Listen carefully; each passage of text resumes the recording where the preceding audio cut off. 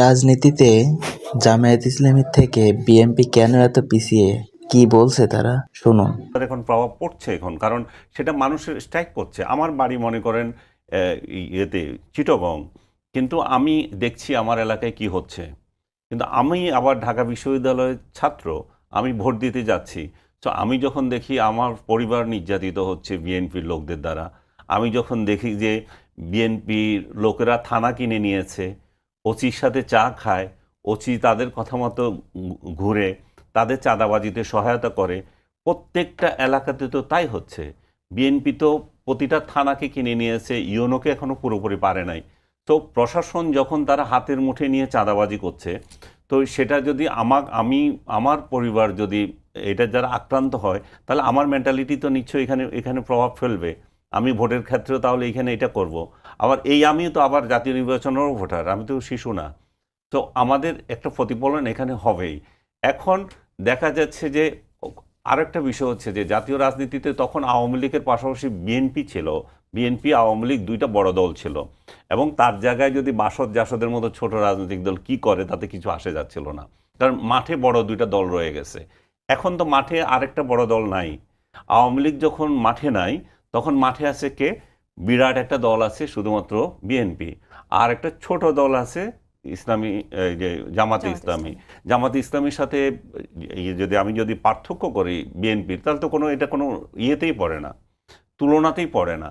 কিন্তু জামাত যখন আবার বড় একটা জোট গঠন করবে, জামাত যখন গত 5 আগস্ট থেকে একটা রেসপন্সিবল রাজনীতি জাতিকে দিচ্ছিল, তারা তাদের তাদের আচার আচরণে, তারা যখন আপনি দেখেন মুক্তিযুদ্ধের বিরুদ্ধে যত অপকর্ম হচ্ছে, জামাতের এখানে সহযোগিতা আছে। কিন্তু জামাত কি এগুলো নিয়ে নাচানাচি করেছে? জামাত কি বলেছে 32 নম্বর আমরা ভেঙেছি? জামাতের লোকজন কি সেখানে গিয়ে বলেছে 32 নম্বর দখল নিলাম, তারেক ভাই আপনাকে কথা দিলাম? জামাত কি করছে আপনি দেখছেন? যে বঙ্গবন্ধুর মূর্তির উপরে গিয়ে নাচানাচি করা এবং অপমান করা, সেগুলো জামাতের লোক ওখানে আছে, কিন্তু জামাত কি সেটা রেসপন্সিবিলিটি নিচ্ছে? জামাত কি নূরের উপর হামলা রেসপন্সিবিলিটি নিচ্ছে? কিন্তু সবই তো হচ্ছে, জামাত হয়তো ইন্ধন দিচ্ছে, ভিতরে আছে। কিন্তু জামাত রেসপন্সিবল রাজনীতি হচ্ছে যে এই জিনিসটা, যে আমি সেখানে আমাকে নোংরা করছি না, আমার পজিশন নোংরা করছে না।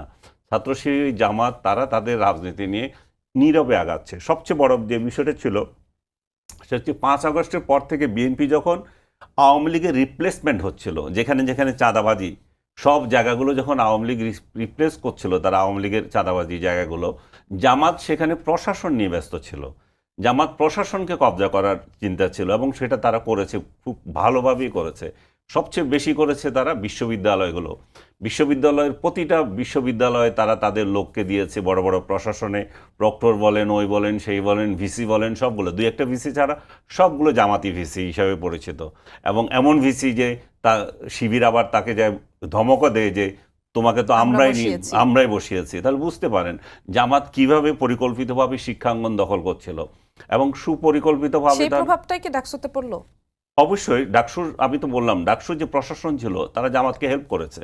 এবং ছাত্রদলের একটা অভিযোগকে আমি এখানে গুরুত্ব দিচ্ছি। ছাত্রদল বলছে যে অনেক অনেক জামাতি লোককে যে নিরাপত্তা পাস দেওয়া হয়েছে, যেটা তারা ক্যাম্পাসেই ছিল। আমার পরিচিত 2-4 জন এরকম আছে যারা ক্যাম্পাসে ছিল।